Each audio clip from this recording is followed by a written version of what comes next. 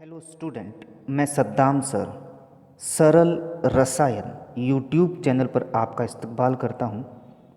हमने अपने previous video में 16th ग्रुप के कुछ टॉपिक पढ़े थे। आज उसका रिमेनिंग टॉपिक जो है वो हम कंप्लीट करेंगे। और आज का जो हमारा टॉपिक है वो है सल्फ्यूरिक एसिड H2SO4 और king of chemical. First of all हम इसके मेथड ऑफ प्रिपरेशन की बात करेंगे। और इसका मेथड ऑफ प्रिपरेशन जो है वो है कांटेक्ट प्रोसेस या कांटेक्ट मेथड। कांटेक्ट मेथड के थ्रू H2SO4 को प्रिपेयर किया जाता है। अब ये तीन प्रिंसिपल पर मेनली बेस्ड है। तो इसका फर्स्ट पॉइंट या फर्स्ट स्टेप जो है प्रिंसिपल का वो ये है बर्निंग ऑफ सल्फ़र, यानी सल्फ़र को ऑक्सीजन की प्रेजेंट में बर्न करना है। और बर्न करने पर सल्फ़र डाइऑक्साइड का फॉर्मेशन होता है। सेकंड स्टेप में SO2 को सल्फ़र डाइऑक्साइड को सल्फ़र ट्राइऑक्साइड में चेंज करना है। तो यहाँ पर हमने रिएक्शन करवाई SO2 की O2 से और बन गया हमारे पास SO3। तो इस तरीके से हमने सेकंड स्टेप में सल्फ़र डाइऑक्साइड की रिएक्शन जब ऑक्सीजन से करवाई तो सल्फ़र ट्राइऑक्साइड का फॉर्मेशन हुआ। इस रिएक्शन में एक इम्पोर्टेंट पॉइंट ध्यान रखना है कि SO2 को जब SO3 में कन्वर्ट करते हैं तो कैटलिस्ट जो यूज़ आता है वो वेनेडियम पेंटा ऑक्साइड का यूज़ करते हैं। तो V2O5 का यूज़ करके SO2 को SO3 में कन्वर्ट करते हैं। नेक्स्ट थर्ड स्टेप जो हमारा है वो है addition of H2SO4 in SO3। तो थर्ड स्टेप के अंदर हमें H2SO4 प्रिपेयर करने के लिए पहले हमें थोड़ी सी H2SO4 ऐड करनी पड़ेगी SO3 के अंदर। तो SO3 के अंदर जब H2SO4 ऐड की जाती है तो H2S2O7 का फॉर्मेशन होता है जिसे ओलियम बोलते हैं। नेक्स्ट बात करें इसके अंदर, इस ओलियम का जब डाइल्यूशन किया जाता है तो डाइल्यूशन करने पर जो है हमें H2SO4 ऑब्टेन होता है। इट मीन्स H2S2O7 की वाटर से रिएक्शन करवानी है और वाटर से रिएक्शन करवाते हैं तो हमारे पास H2SO4 ऑब्टेन होता है। तो इन तीन स्टेप के थ्रू जो है कांटेक्ट प्रोसेस से H2SO4 का प्रिपरेशन होता है। लेकिन इसमें एक इंटरेस्टिंग बात आपको ध्यान रखनी है कि H2SO4 बनाने के लिए खुद H2SO4 की रिक्वायरमेंट होती है, अनदरवाइज इसका प्रिपरेशन कांटेक्ट मेथड के थ्रू नहीं हो सकता है। अब इस H2SO4 को प्रिपेयर करने के लिए जो कंडीशन थी वो ये है, जो कंडीशन है उनके बारे में बात करते हैं। तो ली सातेलिए ने कुछ कंडीशन दी है H2SO4 प्रिपरेशन के लिए। फर्स्ट कंडीशन जो है वो है कि प्रेशर जो है वो 2 बार होना चाहिए, 2 बार होना चाहिए। टेम्परेचर जो है 720 केल्विन होना चाहिए। अब ये H2SO4 कांटेक्ट मेथड के थ्रू कैसे प्रिपेयर होती है इसका फ्लो चार्ट हम यहाँ पर देखें। इस फ्लो चार्ट के अंदर जो फर्स्ट पॉइंट है उस फर्स्ट पॉइंट के अंदर पायराइट बर्नर की हेल्प से सल्फ़र और ऑक्सीजन को हीट करते हैं तो प्रिपेयर होती है हमारे पास SO2। ये जो SO2 प्रिपेयर हुई है वो इम्प्योर होती है। इसको प्योर करने के लिए टेस्टिंग बॉक्स के अंदर डाला जाता है और इम्प्योरिटी को रिमूव किया जाता है। अब हमारे पास प्योर SO2 ऑब्टेन हो गई। इस SO2 को प्री हीट करके कैटलिस्ट की प्रेजेंस में SO3 में चेंज किया जाता है और ये जो SO3 है एब्जॉर्प्शन टॉवर के थ्रू एब्जॉर्ब कर ली जाती है और इस एब्जॉर्प्शन टॉवर के अंदर ही H2SO4 मिलाया जाता है। और ये H2SO4 जो है SO3 से रिएक्शन करके ओलियम का फॉर्मेशन करता है और इस ओलियम का जब डाइल्यूशन करते हैं तो डाइल्यूशन करने से हमें प्योर फॉर्म के अंदर H2SO4 ऑब्टेन होती है। तो ये था preparation of sulphuric acid. Next बात करते हैं हम इसके अंदर प्रॉपर्टी ऑफ H2SO4। तो फर्स्ट प्रॉपर्टी जो है it is colourless viscous liquid having specific density 1.84 ग्राम पर सेंटीमीटर क्यूब। इट मीन्स ये कलरलेस होता है और डेंस सॉल्यूशन होता है क्योंकि इसकी डेंसिटी जो है बहुत हाई है।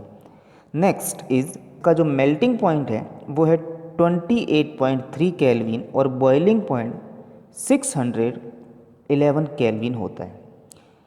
अब एक इंटरेस्टिंग पॉइंट यहाँ पर और ध्यान रखना है कि जब H2SO4 का डाइल्यूशन किया जाता है, डाइल्यूशन प्रोसेस के अंदर बहुत ज़्यादा अमाउंट के अंदर एनर्जी निकलती है और एनर्जी ज़्यादा निकलती है इस रीज़न से H2SO4 को वाटर में मिलाया जाता है, न कि H2SO4 में वाटर मिलाया जाता है। तो कभी भी आप प्रैक्टिकल करें तो उसमें ध्यान रखना कि आपको कंसंट्रेटेड H2SO4 से डाइल्यूट H2SO4 बनाना है तो आप क्या करें, पानी के अंदर H2SO4 मिलाएं, ना कि H2SO4 के अंदर पानी, क्योंकि ये रिएक्शन जो होती है हाईली एक्सोथर्मिक रिएक्शन होती है। तो इट मीन्स हम यहाँ पर ये लिख सकते हैं कि the process of dilution of H2SO4 is highly exothermic. Therefore, water added in H2SO4, not a H2SO4 added in a water. पानी के अंदर H2SO4 मिलाया जाता है, H2SO4 के अंदर पानी नहीं मिलाया जाता है। इफ़ उल्टा प्रोसेस आपने कर लिया, यानी कि H2SO4 के अंदर पानी मिला रहे हैं, तो बहुत ज़्यादा अमाउंट के अंदर एनर्जी निकलेगी और एनर्जी निकलने के साथ साथ वो H2SO4 एकदम से उछलकर आपके ऊपर भी आ सकता है, तो हार्मफुल है ये। तो हमेशा ध्यान रखना है इस चीज़ को। नेक्स्ट बात करें कि रिएक्टिविटी ऑफ H2SO4, तो H2SO4 हाईली रिएक्टिव होता है और हाईली रिएक्टिव होने का इसका मेन रीज़न क्या है, वो ये है कि पहली कंडीशन ये स्ट्रॉन्ग एसिडिक नेचर का होता है, दूसरी ऑक्सीडाइजिंग नेचर होता है इसका, नेक्स्ट तीसरी कंडीशन इनमें हाइड्रोजन बॉन्ड फॉर्मेशन की कैपेबिलिटी होती है मॉलिक्यूल के बीच में, यानी एक H2SO4 दूसरे H2SO4 मॉलिक्यूल के साथ हाइड्रोजन बॉन्डिंग फॉर्म करके एग्जिस्ट करता है। और नेक्स्ट चीज़ जो है ये ईजिली वेपराइज हो जाते हैं। तो इन चार मेन पॉइंट के कारण जो है H2SO4 हाईली रिएक्टिव होता है। नेक्स्ट बात करें कि H2SO4 जो है एक डाई बेसिक एसिड है। अब डाई बेसिक एसिड कैसे होता है कि ये दो पार्ट में टूटता है, और दो पार्ट में कैसे टूटता है वो देखें तो फर्स्ट ऑफ ऑल H2SO4 लिया, उसकी वाटर से रिएक्शन करवाई तो ऑक्सोनियम आयन बना और HSO4 माइनस आयन बना। तो फर्स्ट स्टेप के अंदर H2SO4 HSO4 -1 में ब्रेक डाउन हुआ। सेकेंड स्टेप के अंदर ये HSO4 वापस H2O की प्रेजेंस में SO4 -2 में ब्रेक डाउन होता है। तो इस तरीके से ये दो बार ब्रेक डाउन होने के कारण इसको डाई बेसिक एसिड कहा गया है। या दूसरा ये भी कह सकते हैं कि इसमें दोनों टाइम के अंदर दो बेस का फॉर्मेशन होता है, और दो बेस का फॉर्मेशन होने के कारण इनको डाई बेसिक एसिड कहते हैं। और वो दो बेस कौन से हैं, HSO4- और SO4-2, ये दोनों बेस बनने के कारण जो है इन्हें डाई बेसिक एसिड कहते हैं। नेक्स्ट बात करें,